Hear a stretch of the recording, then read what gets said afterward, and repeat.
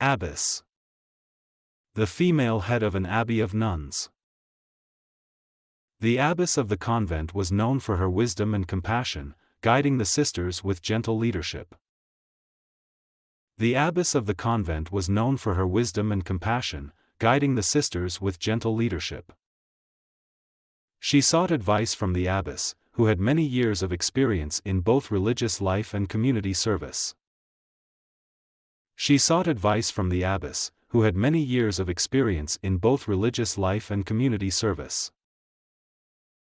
The abbess welcomed new novices to the abbey, offering them spiritual guidance and a place to grow in their faith. The abbess welcomed new novices to the abbey, offering them spiritual guidance and a place to grow in their faith.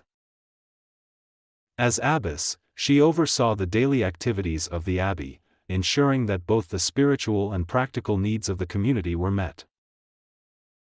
As abbess, she oversaw the daily activities of the abbey, ensuring that both the spiritual and practical needs of the community were met. The abbess was highly respected by the local townspeople, who often came to her for counsel and assistance. The abbess was highly respected by the local townspeople, who often came to her for counsel and assistance.